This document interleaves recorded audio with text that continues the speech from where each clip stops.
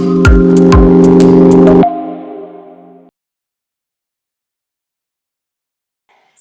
good afternoon, everyone. I'm Carmen Von Rohr, Content and Digital Manager at CRF, and I want to thank you all for joining us today. I think we all have the hang of these virtual meetings by now. Any questions, please do let Athena know. She's supporting the call from a technical perspective. A couple of things to mention on the format of today's call. First, please note that we have defaulted to mute for all participants. So when you want to speak, please take yourself off mute and then pop yourself back on when you're finished. Second, a quick preview of today's meeting.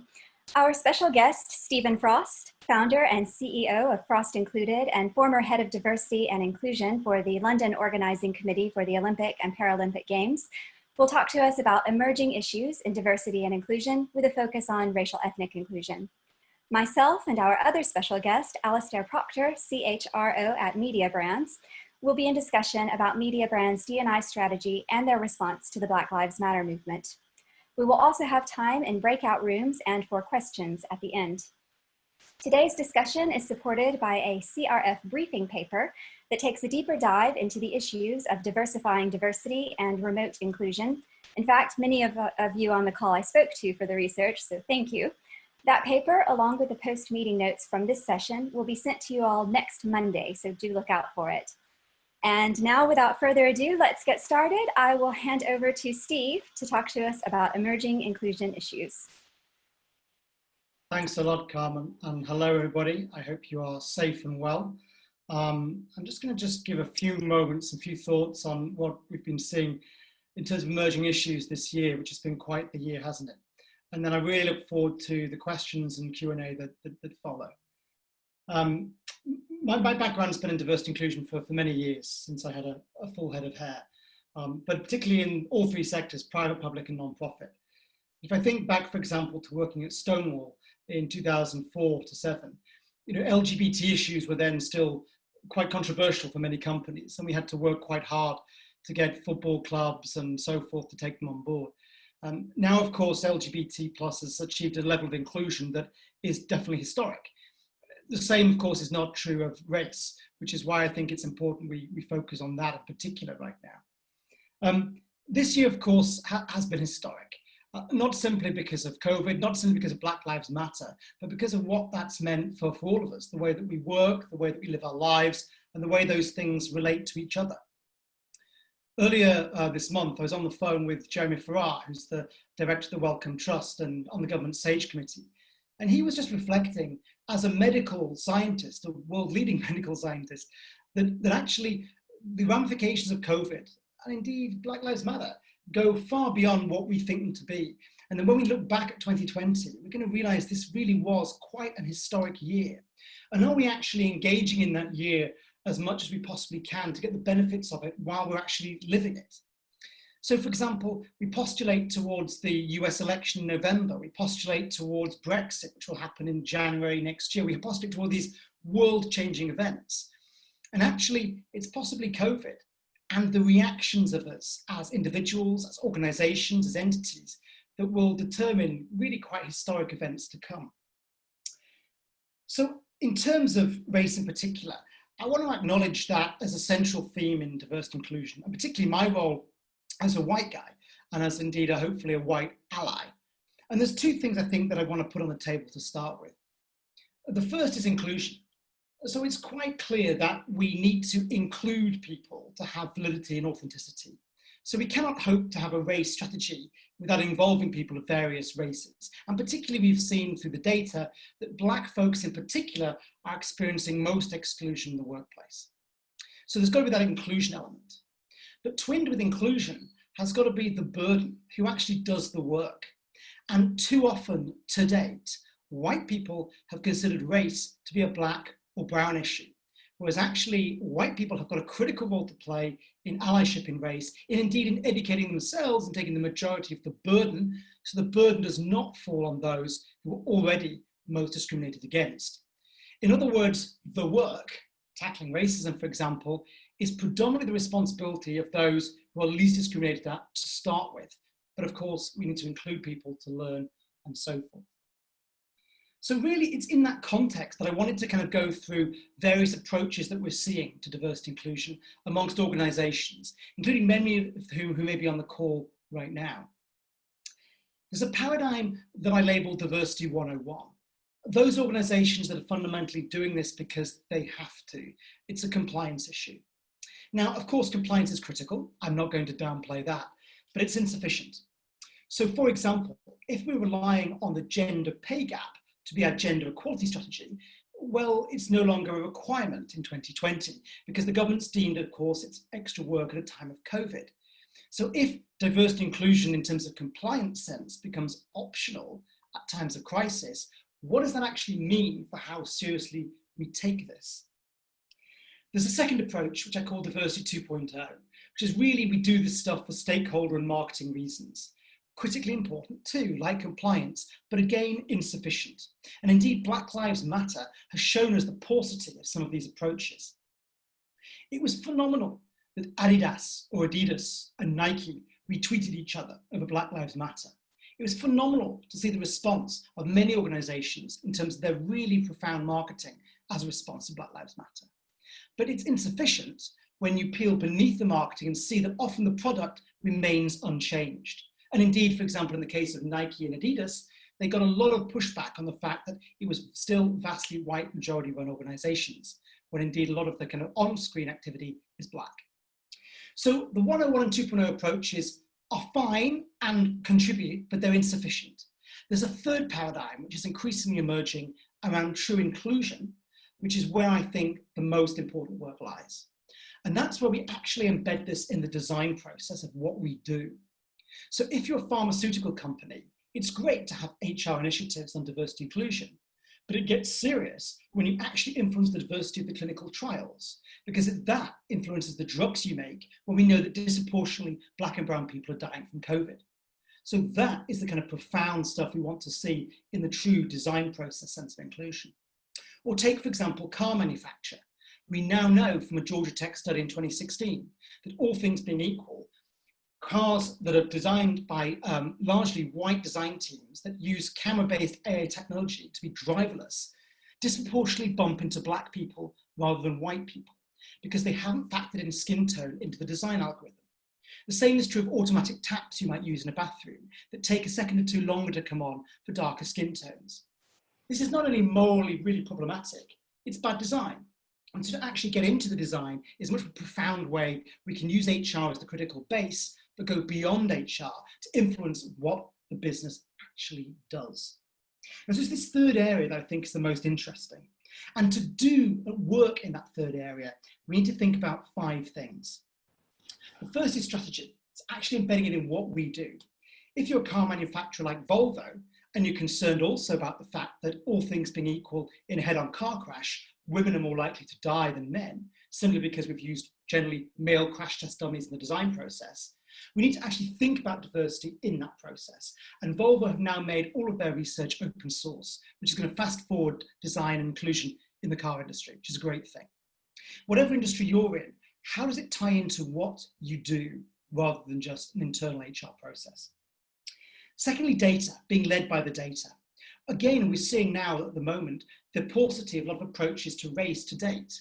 Whereas gender has been generally very well measured, at least in a binary sense, largely also because of gender pay gap reporting requirements, and just traditionally it's been the case in HR, race still is lacking. And we're not truly measuring enough on race to be able to fully complete ethnicity pay gap reports, or indeed look at areas of discrimination and need for intervention going forwards. Most importantly highlighted, for example, by COVID, and the need to really, really intervene discreetly to lower the death rate amongst certain populations. Governance, how this actually shows up in the decision-making from the board, to the exec team, to network groups, and throughout the organization. How actually are we embedding inclusion and inclusive mindset in the decisions that we make? I was really encouraged about the Bank of England, we've worked with for quite a long time now, who've done an author in the room process, where actually you get the person who's most qualified. Let's say it's Black talent that's not connected to the largely white directors, and they're in the room to inform the decision when it's being made. This circumvents the hierarchy, it's positively disruptive, And it doesn't rely on people presenting other people's work and papers and PowerPoints passed up through the hierarchy. This is a really important way, actually, of influencing governance for the better. Leadership, realizing that it's all of our work and actually seeing people speak out, particularly on issues of race, white people speaking out, having listened and educated themselves and leading authentically on these issues. And then, of course, systems. We now have more data and insights than ever before, and how we can actually use data, behavior economics and so forth, to nudge the kind of behaviors we want to see. When there was that famous experiment done on Google a few years ago, when you type in 3 black teenagers and you get 3 criminal mugshots, and you type in 3 white teenagers and you get 3 happy people playing baseball, that algorithm, that racial bias in the algorithm needs biasing out. And I'm really pleased that, for example, companies like Cloudflare are now working on actually debiasing the very coding language they use to produce their products. Inclusion, I think, is really critically important at this time. And I've mentioned already the burden versus the inclusion, the point. But also this relies on empathy. In terms of an emerging issue, what we're seeing, unfortunately, is extremely high cognitive load. Even before COVID, we were seeing people struggling with their jobs, because doing your job in 2020 is infinitely harder than doing it even 10 years ago, because the amount of information going across your desk is increasing exponentially. As a rough rule of thumb, the amount of data in our midst is doubling every 2 years, but our cognitive capacity is not. And that's not an insult, it's a fact.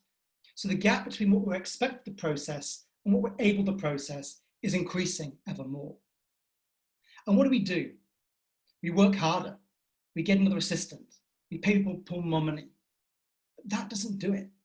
What might do it is including people who are as different from you as you can possibly handle, who will see the blind spots you miss, will calibrate your thinking, and ultimately will help you make better decisions which you yourself are accountable for.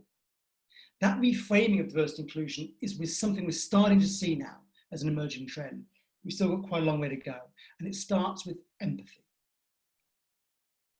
I think also we need to think about the point we're at historically right now, particularly around race. Things could go either way. We're at a point now where more people than ever have recognized that there are problems that need addressing, but actually the challenges are more than they've ever been at the same time.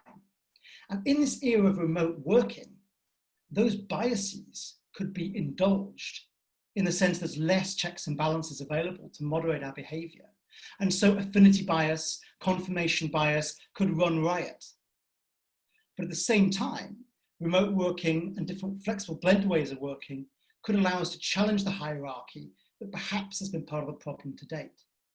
And whether we see this as an opportunity to improve or an opportunity actually missed and we regress largely depends on the behaviors that we as leaders exhibit. And so actually, for us thinking deeply about these issues, are we a compliance, marketing, or design-led organization? Are we thinking about strategy, data, leadership, governance, and systems? Are we aware of our own biases and our own responsibility and the balance between inclusion and burden? These are critically important things right now. Just before I close, because I'm conscious of time, I just want to kind of acknowledge a few things. It's all of our responsibilities. I'm the only white guy on my team, and when we talk to our colleagues, we talk very openly about minority stress, and indeed the burden that some of our black colleagues have been having since the Black Lives Matter pieces erupted in May.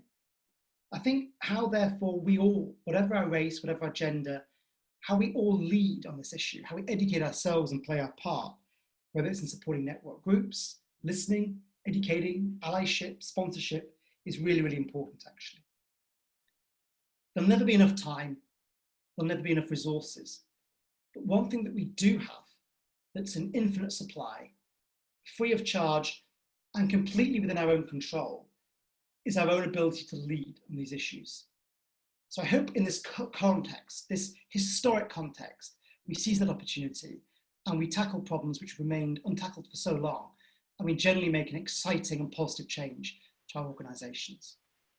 Thank you. Back to you, Carmen.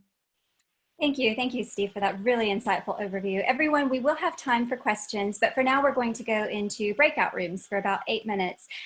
to address a question that came up again and again in the research. And I think it quite fits nicely with what Steve was saying, that we're at a point now where we could go either way. And so the death of George Floyd was a triggering event for many organizations, particularly in the US and the UK. So the question I have for us to discuss is, in the absence of such events like that, how do we as organizations maintain that momentum for inclusion and move beyond education and awareness to really embedding inclusion into everyday practice? So Athena is going to split us up randomly into rooms, we'll discuss it, and then come back. Welcome back, everybody. Before Alastair and I jump into discussion, we have a few minutes, so I'd like to ask if there is anybody who would like to share some insights from their discussion. You can also share them in the chat because we'll try to capture those for the post-meeting notes. Yes? Hi, it's Graham here from Mark McDonald. Hi, Graham. Hi, Carmen. Just really replaying back a question that came up in our breakout group. I think it was from Christopher, but a really good point around, I think there's organisations that responded quickly in light of the Black Lives Matter movement. I think the point was made that those organisations that perhaps had a more diverse agenda and perhaps were more advanced along the maturity curve probably had things that they could refer to and respond with quicker than those who perhaps didn't and were caught a little bit off guard by it. We're just saying that actually it meant a lot of companies were probably a little bit exposed to have a response, yet at the same time silence was deemed to be that you were complicit. So actually it forced a lot of organisations to make statements, but equally I think a lot of organisations didn't really have anything to fall back on. So had to probably get creative in the moment to show their support, which I think put a lot of pressure on leadership. Yeah, I think that's absolutely a great point, and something that Alastair and I will draw in the discussion a little bit about having that infrastructure in place in the first place, from leadership to how you engage with your employee networks, being a big advantage in responding to these situations as they emerge. Would anybody else like to? Yeah. Oh, sorry. Now everyone wants to talk. It's Kate at Quilter. I guess our group, we just talked about the fact that yes, actually, there are real concerns around. For a lot of us, it was an emotional response because we didn't have anything to fall back on. The point that's been made earlier. And whilst an emotional response, as long as it is made authentically, can be quite powerful, there has to be backup. And we're all mindful, I think, of the worry that the momentum can start to ebb away. So certainly some of the things we talked about was putting kind of governance infrastructure in place, but also really focusing on the data. So if you want to do more of something, then you have to measure it. So we're certainly trying to use this kind of resurgence, if you like, of an interest in inclusion and diversity to really push the importance of our diversity data, so that then we can create something that becomes measured, and that gives us some long-term sustainability. Yeah, excellent point. Thank you, Kate. Was there one more person who wanted to say something before Hi. Hi. Sorry, I didn't know if anyone else wanted to jump in. We had a couple of points. So one of them was, I think, something that a lot of people probably will have considered, but training for your employees. But one thing that I thought, for example, diversity and inclusion training, I don't think it should be imposed on people, because it actually has the opposite effect sometimes. So I read lots of articles around them. I can't really quote them right now, but there's lots of research saying that if you force your employees and make it compulsory, they can actually have a lot of hostility towards people with protected characteristics. They feel like they're being targeted, for example, things like that. So it can have the opposing effect. So I think having optional training for people is a good way to start. And then I think managers just discussing it on a one-to-one basis with people during their one-to-ones, for instance, is a good way. I think also hiring people with and diversity and inclusion mindset. So I know that it says, what would you do in the workplace? But when, for instance, organizations target universities for graduate schemes, etc., when they give those presentations, I think just emphasizing diversity and inclusion is really important in our organization. That will really drill it into people's mindset, what kind of an organization it is. And I think the newer talent will really add to the culture and the mindset. And I think the last point that I have is to do with talent acquisition. A lot of organisations will say that they are looking, I feel like it's a bit of a tick box thing.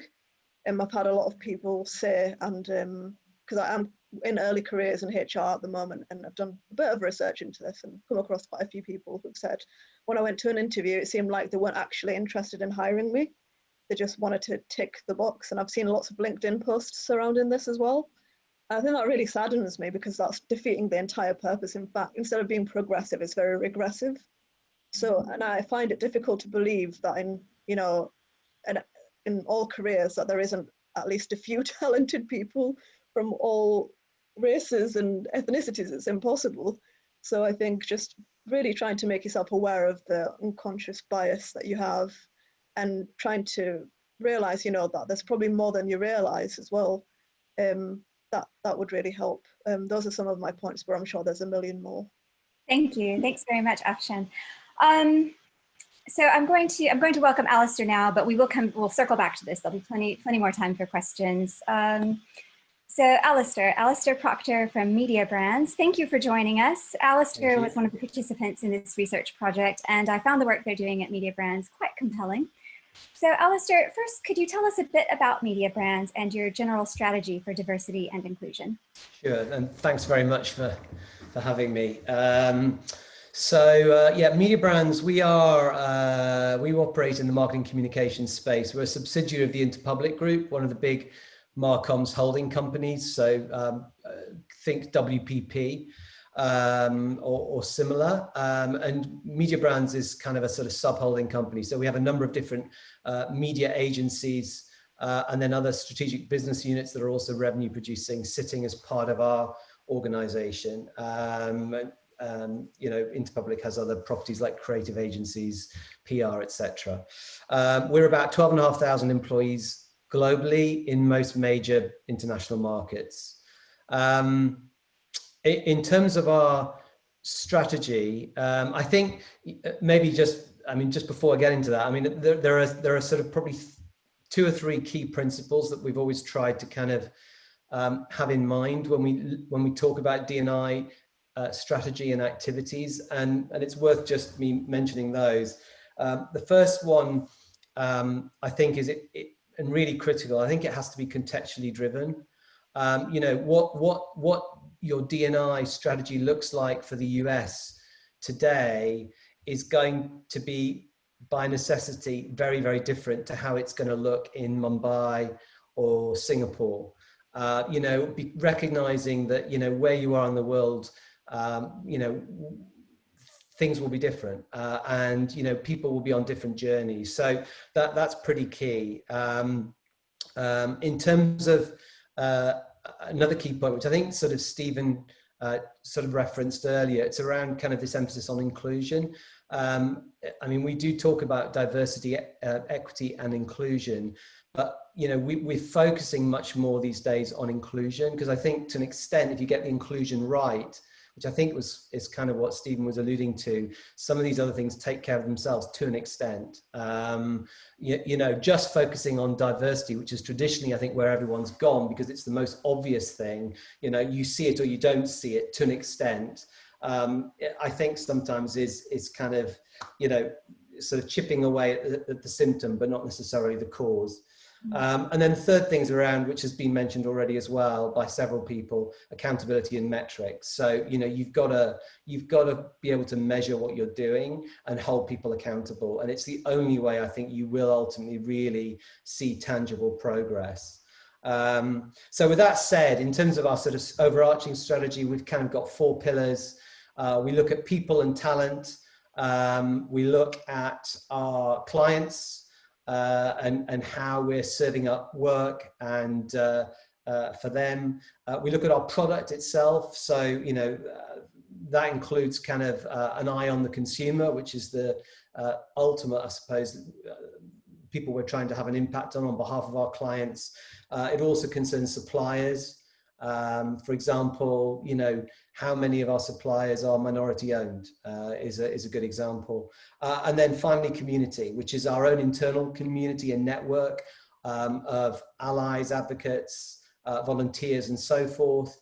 our leadership and whatever else. And it's also looking at external strategic partnerships as well, and how we can best work with them to drive the DEI agenda. Thank you for that overview. Contextually driven, inclusion sort of first, and accountability and metrics, absolutely.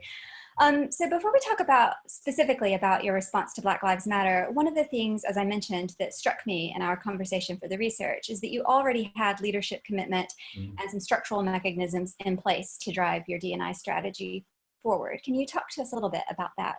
Yeah, sure. So Michael Roth, who's the CEO of Interpublic, our parent company, I mean, he has been vocal and almost used every opportunity he gets to sort of talk about his belief and support for DEI, really for the last 20 years at least. So it has largely been ingrained, I think, in the kind of ethos of the organization that this is a kind of critical imperative.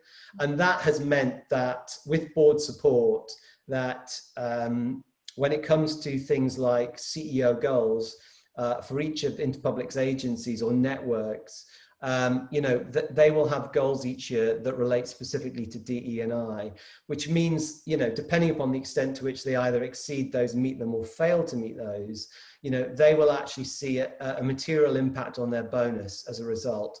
And that impact will not only be felt by the CEOs, but it'll also be felt by the rest of us, because actually it impacts the entire bonus pool for a specific network or agency within the company. So they have put their money where their mouth is in that respect. We do set goals and targets each year. Those tend to be, some of them quantitative, around things like maybe voluntary turnover of certain demographic groups. It could be representation, it could be promotion, acceleration, that sort of thing. Usually there's an employee sentiment metric in there as well, which again, we also tie back to certain demographic groups. And then there are qualitative goals as well, which are more around the activities and strategies we're employing and the resources that we're actually allocating to DEI to move it forwards.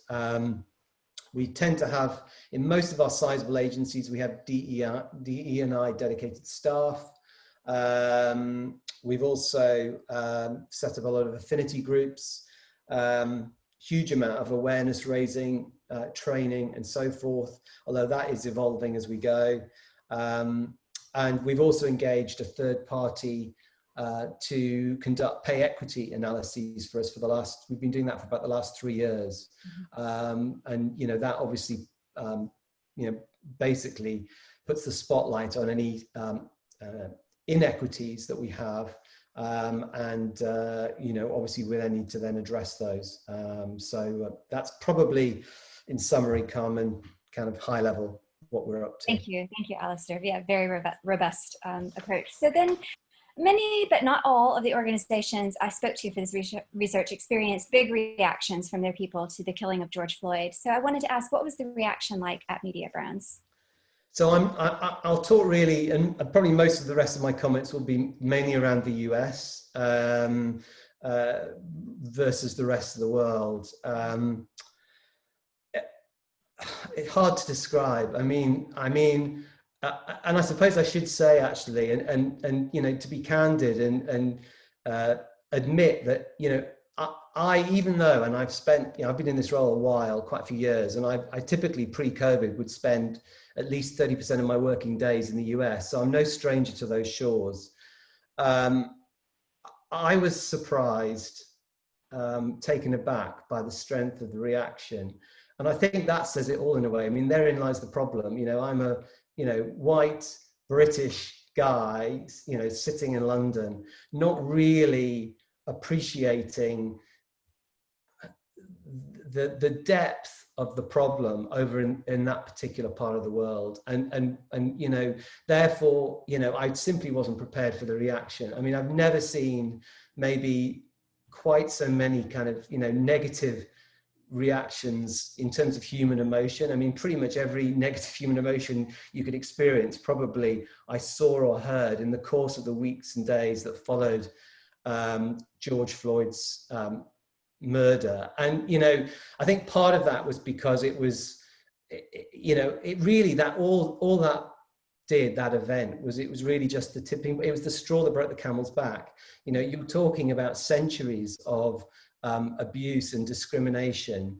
And you know, I suppose the best way to describe it is I was talking to one of my directs who happens to be black, but is, you know, and is probably one of the most stoical, most kind of pragmatic people I've ever worked with, you know.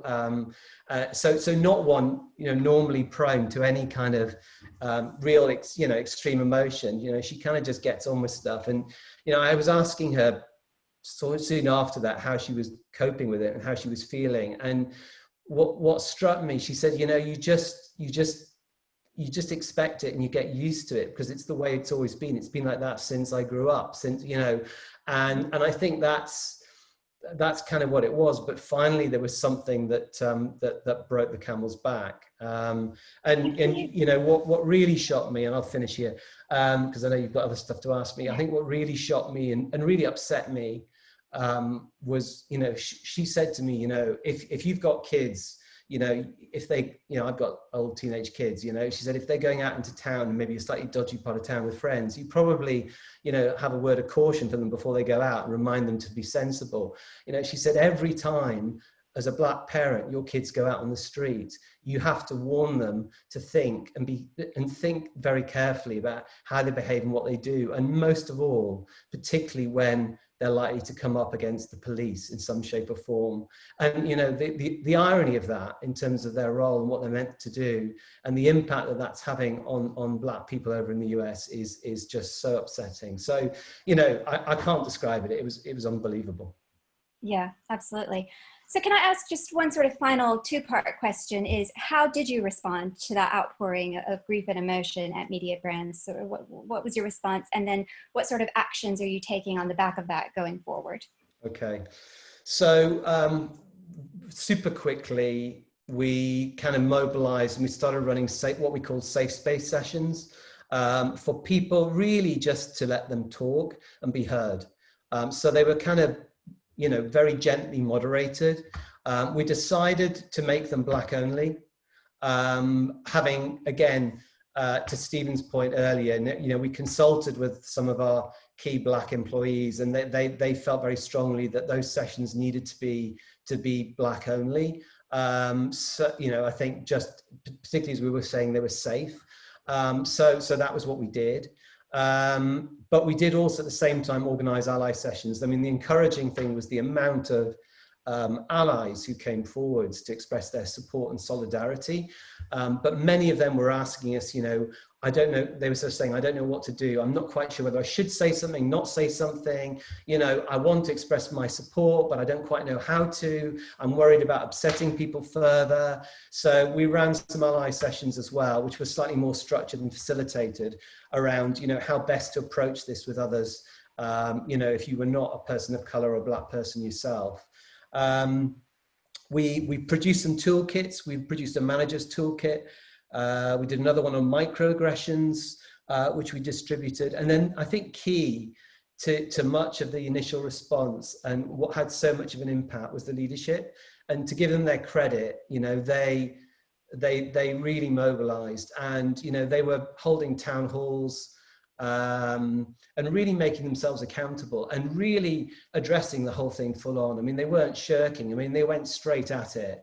And, you know, they had to just stand there and admit that, you know, because most of them were white, you know, that they couldn't really relate to and appreciate what people were going through, but they just wanted to express their support. And as time has gone on, they've continued to have those sessions. And we found that, you know, the content and the tone of those is evolving. So initially it was just about acknowledging the situation and, you know, just letting people sort of say stuff, ask stuff, whatever else, much more attending to the emotion. Where those have now evolved to is much more around, okay, so, you know, how do we look? You know, we say we're committed to DE&I. Well, you know, what does our representation look like? You know, and as a result of that, we published all of our diversity stats at the various levels openly. Then it's then evolved further, and we're now into, so what actions are going to take? What's going to change? What are you going to do? And we're now kind of finding that our leaders are being held accountable you know, by their own people for action and results, which is therefore kind of, I think it's sustaining a lot of the momentum where perhaps, you know, historically it's been more difficult to kind of keep that momentum going. The other thing we've done is we've set up a formal, although we had DEI dedicated staff and we had a whole load of volunteers, we call ambassadors, which is partly why we were able to kind of mobilize so quickly around the safe space sessions. We've set up a formal DEI council, which is really there to an extent to inform the strategy, but also to feed back on and ultimately approve any major changes we make. So we're re-engineering pretty much all of our key talent processes right now, recruitment, how we do promotions, which is my big bugbear, you know, performance management, pay, comp decisions. All of that is currently being re-engineered, and that will have to go to the DEI Council for sign-off. And obviously, you know, not surprisingly, that council is comprised largely of people of colour and a very, very sort of good mix in other areas as well, like gender and so forth. That's probably, training as well. You know, we're also, final point, we're kind of looking at revamping some of our management training, you know, probably to make it more challenging and sort of more personal, using a diagnostic tool as well. So we've kind of got that coming down the pipe. Fantastic. Thank you, Alastair. Such a robust, multifaceted response on top of having that infrastructure and leadership commitment in place in the first place. So I think when we get to questions, there'll be opportunities to dig in with Alastair as well. I wanted to briefly mention that there is a second theme in the research paper around the idea of remote inclusion. So this isn't an issue for every organization, but for those where all or a large portion of the workforce is remote, we think there'll be questions about inclusion over the long term. So at first during the pandemic, we were focused on the technical aspect of getting up and running remotely. Then we sort of switched our focus to well-being. And now as we think about the next normal, we're going to have to think about our new remote or hybrid realities. And that raises questions about who is at risk of being left out.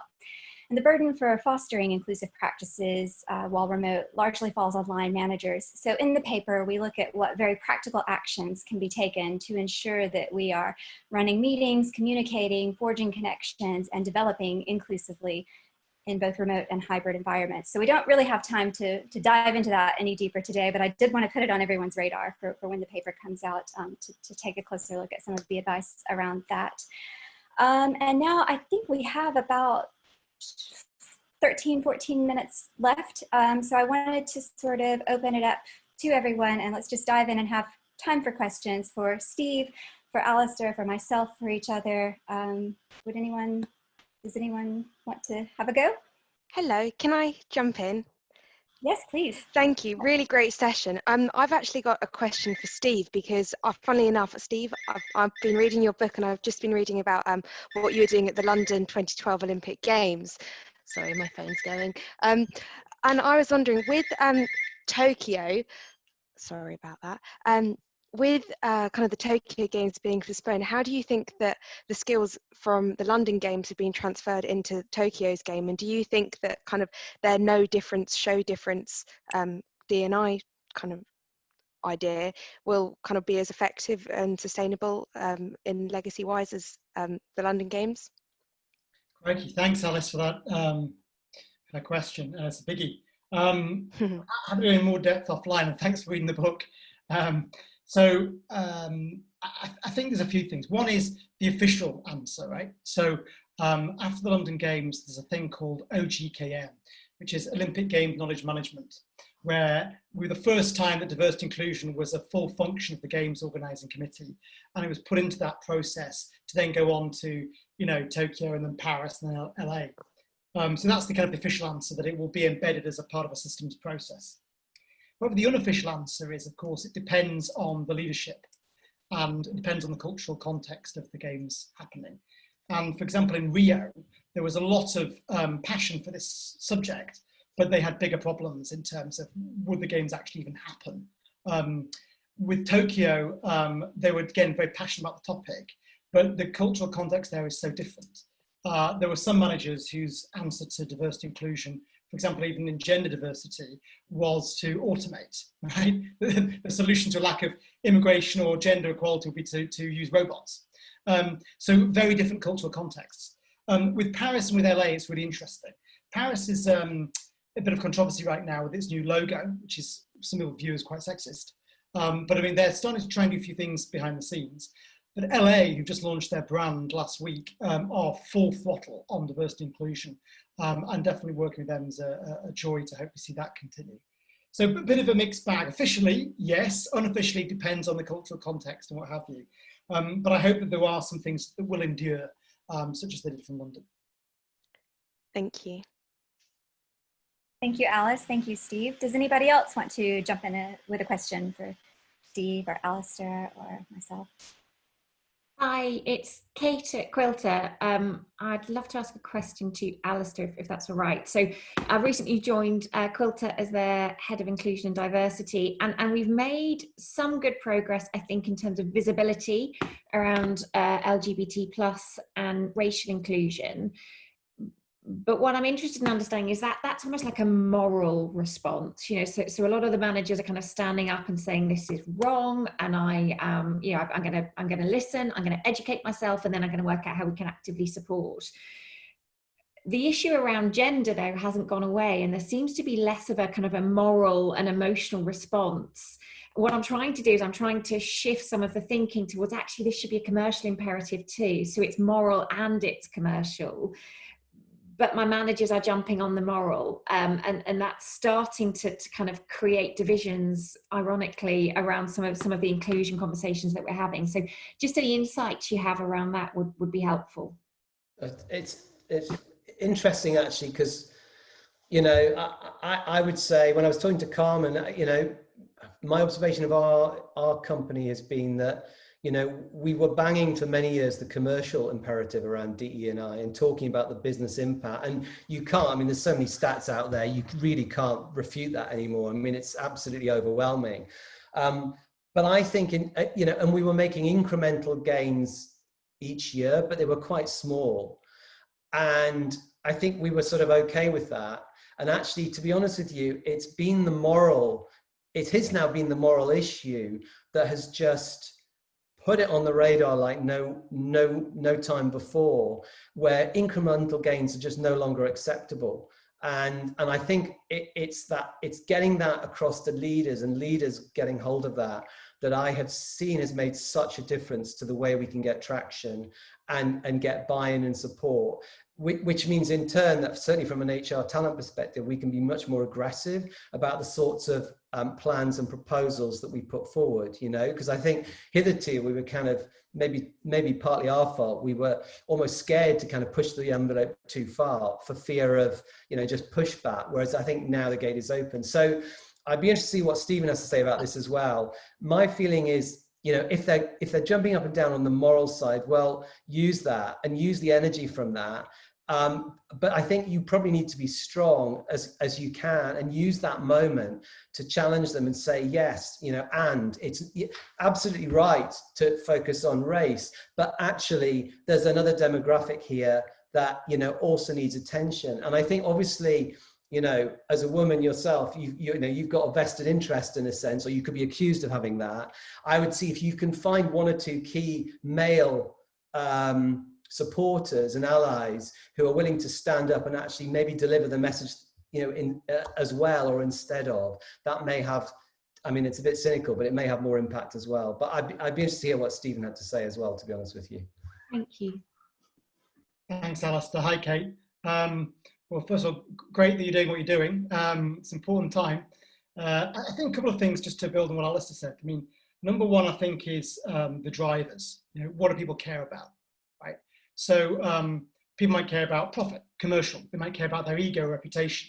They might care about de-risking the business. So what do they care about? And there's the organisation. What does the organisation care about? But then there's what do the individuals concerned care about? And there's a whole lot of psychology we can get into around, depending on the job title and the role and the level of power, what people care about. And I think tapping to that's important. So then you position yourself as, how can I help you with your issue, rather than why you should care about my issue.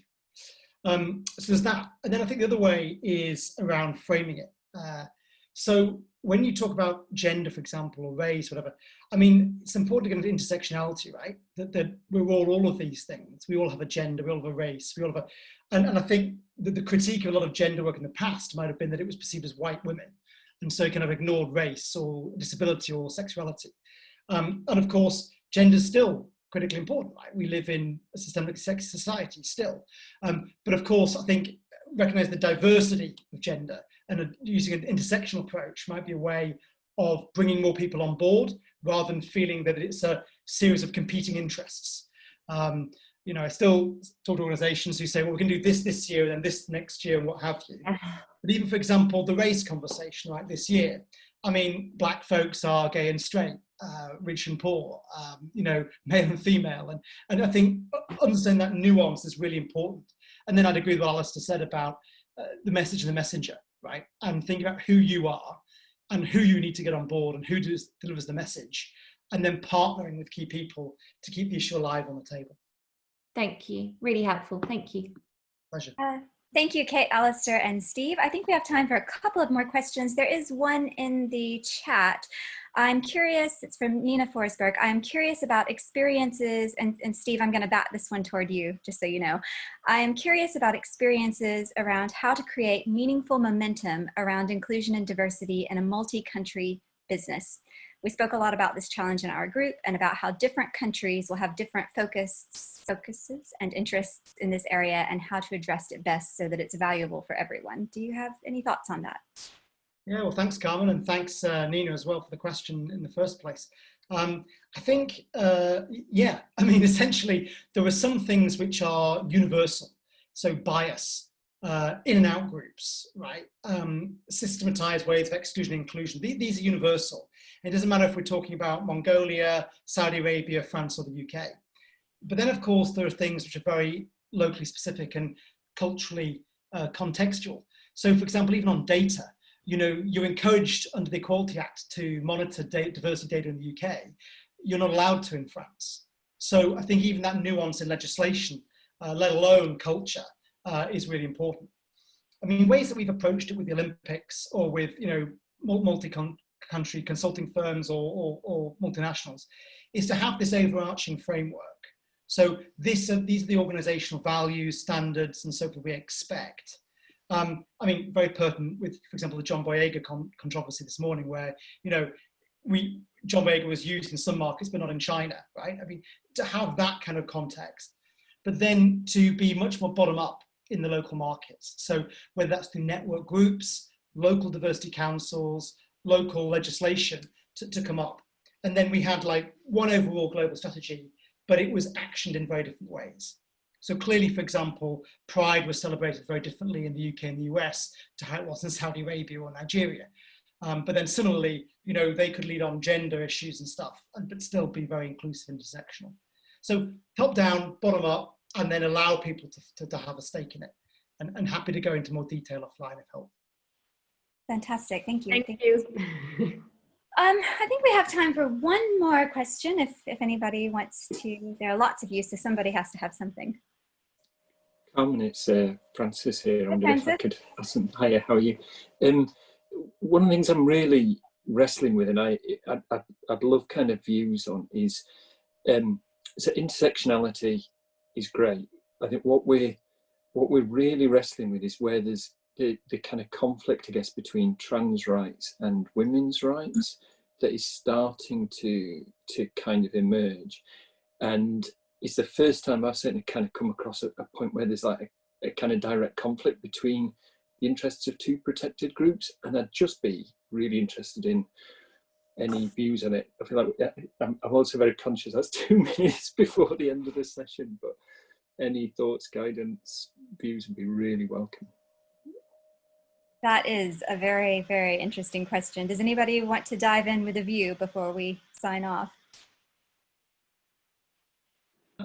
I'm happy to do a principle, not a view, because it merits a much bigger response, Francis. And I don't want to like leave the session on a controversial point where some people love me and some hate me.